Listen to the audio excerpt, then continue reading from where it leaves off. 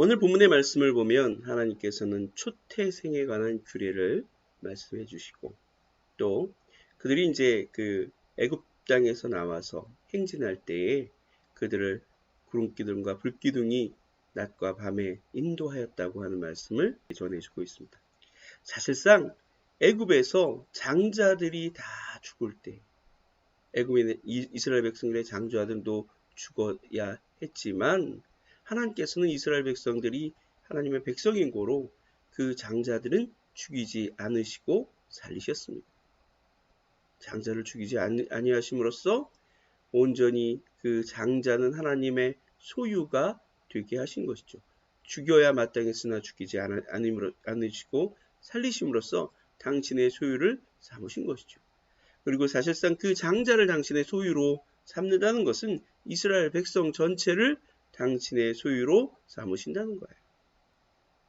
하나님의 소유가 된다는 것, 하나님의 정말로 손에 붙들리게 된다는 것, 그것은 특별한 의미가 있는 거예요. 왜냐하면 하나님께서는 당신의 소유된 백성들을 반드시 지키시기 때문입니다. 그들에게 하나님께서 최대의 은혜를 베풀어 주시기 때문입니다. 하나님의 소유가 된다는 것, 그것은 대단히 영광스러운 일이고 은혜로운 일입니다. 그래서 이스라엘 백성들은 대대로 자기들이 하나님의 소유되었다는 사실을 고백해야 했습니다. 어떻게 고백합니까?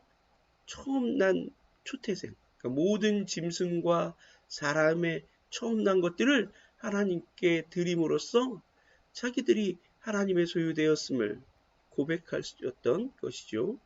고백하였던 것입니다. 우리가 하나님의 소유되었음을 우리는 잊지 말아야 합니다. 지금은 이 초태생의 규례가 없어요. 예수 그리스도께서 십자가에 못 박혀 죽으시고 그러면서 우리를 죄와 사망에서 건지심으로써 종교적인 규례로서의 모든 율법들은 다 정말 하나님께서 폐하여 버리셨습니다. 그러나 우리는 그럼에도 불구하고 어떤 우리가 하나님의 자녀가 되고 백성 되었음을 우리가 늘 고백하는 삶을 살아야 합니다.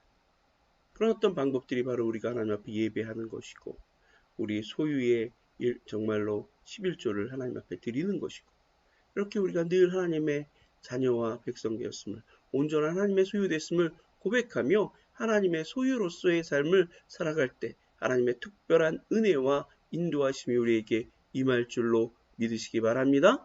바로 그 하나님의 소유로서 인도하는 특별한 은혜가 다음 구절에 나오는 거예요. 하나님께서는 그들과 함께 하심으로써 그들에게 불기둥과 구름기둥으로 그를 인도하셨습니다. 조금 더 가면 하나님께서 그들에게 날마다 만나를 내려주실 것입니다.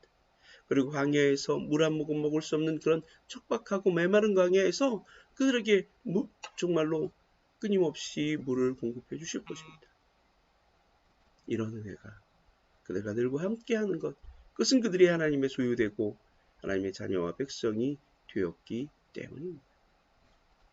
언제나 하나님의 자녀와 백성 된 것이 우리에게 얼마나 큰 은혜인지를 기억하고 하나님의 소유로서 하나님의 자녀와 백성으로서 온전히 하나님을 따라 살아가는 저와 여러분 되시기를 바랍니다. 그럴 때 우리는 언제나 후회 없는 인생을 살아갈 뿐만 아니라 하나님의 특별하신 보호와 인도하신 가운데서 가장 평안하고 가장 안락하고 가장 행복한 삶을 누릴 수가 있을 것입니다. 나는 지금 하나님의 소유됨을 기뻐하는 자인지 내가 하나님의 소유된 것을 영광스럽게 여기며 하나님의 소유된 하나님의 백성으로서 살아가기 위해 늘 정말로 애쓰고 몸부림치고 있는지 돌아보는 저와 여러분 되시길 바랍니다. 하나님의 소유된 것이 하나님의 자녀와 백성된 것이 내게 부끄러움이 아니라 내게 영광이고 내게 기쁨이라는 사실을 날마다 고백하며 그리고 우리의 삶 속에서 확인하며 온전히 하나님께 영광 돌리는 삶을 살아가는 저와 여러분 되시기를 주님의 이름으로 간절히 축원합니다.